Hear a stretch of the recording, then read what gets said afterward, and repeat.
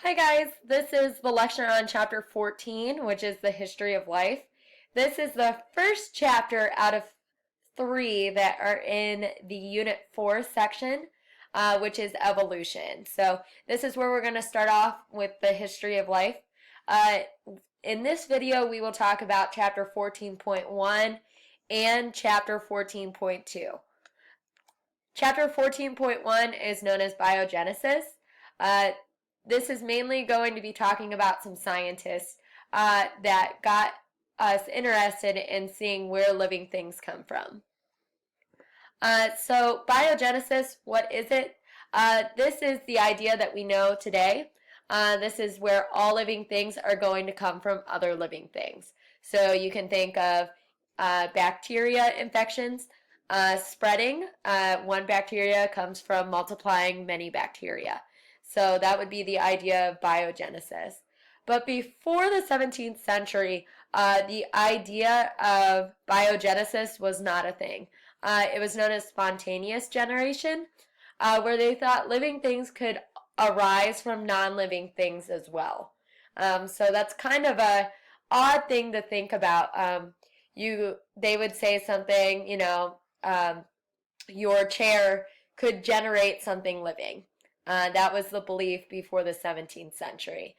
Some scientists, however, went through and made some discoveries and determined that biogenesis is actually the only way we can get living things. So the first experiment was done by Redi, Francisco Redi.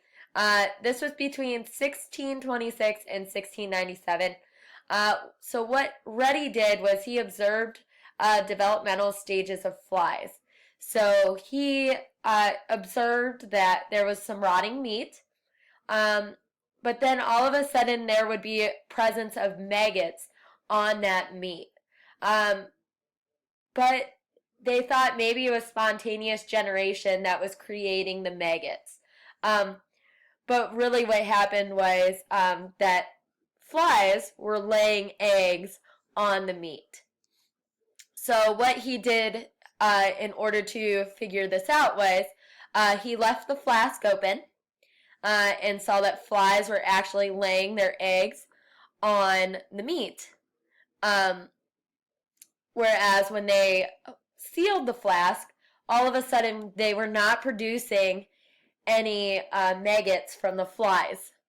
And then finally he covered it with gauze and noticed that the flies were still attracted to the smell of the meat and would lay their eggs and form maggots on the top of the gauze, indicating that the meat was not spontaneously generating these maggots, that it was actually living flies that were laying their eggs on the meat because they were attracted to the smell. So that was the first study to kind of decline the idea of spontaneous generation. The next guy who came around was Lazzaro Spallanzani. Yeah, really a difficult name there.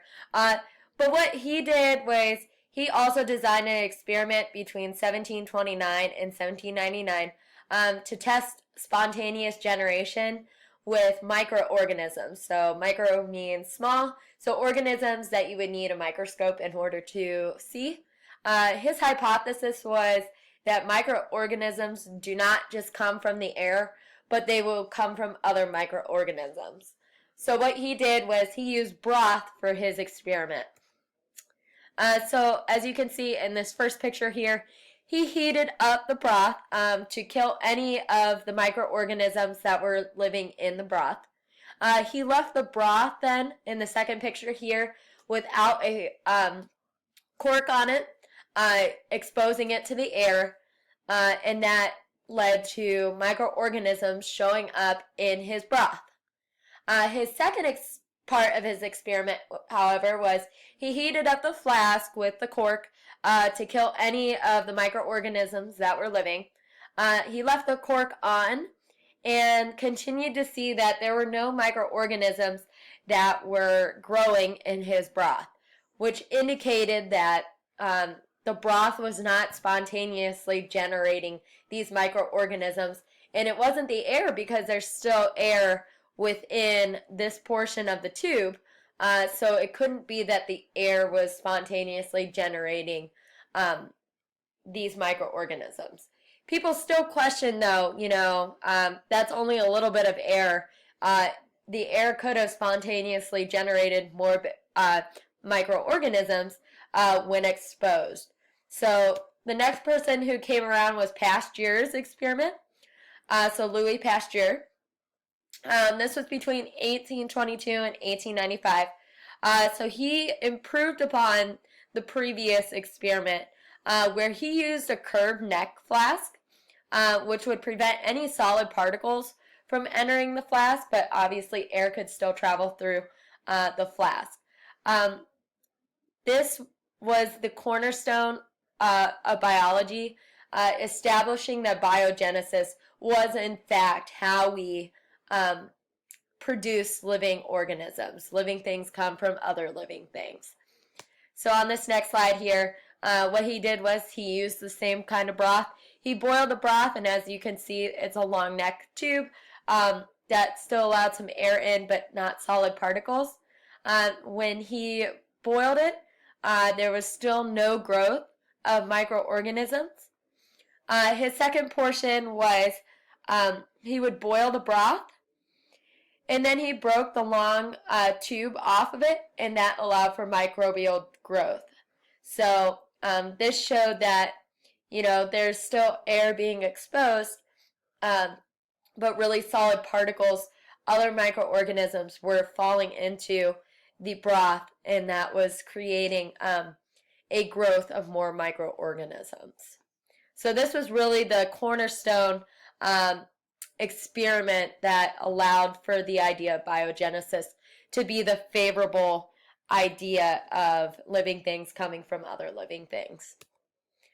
The second portion here then is section 14.2, which is Earth's history. So we're going to get into a little bit of how old Earth is, and also talk about one experiment that kind of will lead into the rest of the Unit 4. So first, Earth's age. So how old is Earth? It's about 4 billion years old. How do we know this? This would be through radiometric dating, or radioactive dating as well. This is a measurement where it'll take the decaying of radioactive isotopes and be able to go back and determine how old something is. What we use on Earth then is carbon dating. Carbon dating not only tells you how old Earth is, but it can also tell you that how old like rocks and fossils, things like that are. So if you have taken physical science, you have talked about what carbon dating and radioactive isotopes are previously. The experiment, which we will watch the YouTube video when you come into class the next day, but briefly to talk about it, the Miller-Urey experiment, this basically, the big question was, how do we get organic compounds here on Earth? It's something unique about our planet. And what they did was they set up an experiment where they took early conditions on Earth. So they took hydrogen gas, they took methane, they took carbon dioxide, ammonia, and nitrogen gas, and they put it in this contraption or container. They added heat, and they also added an electrical spark that would mimic lightning. And with this process, they were kind of mimicking what early Earth looked like. So they had early Earth gas. Early Earth had many storms with it as well. And what they discovered at the end of their experiment was that organic molecules showed up with that electrical current mixing with the early Earth gas. And what they discovered was organic molecules like amino acids were synthesized. And as we know that amino acids are the building blocks of protein, so that got people, or Miller and Urey, hypothesizing that this is how proteins started to be made. So this is the end of section 14.1 and 14.2. The next portion then, which we will talk about in class, is the first life forms on Earth, which is section 14.3. That's the last section of chapter 14. So hopefully this is helpful, and we will continue to work on chapter 14. Thank you.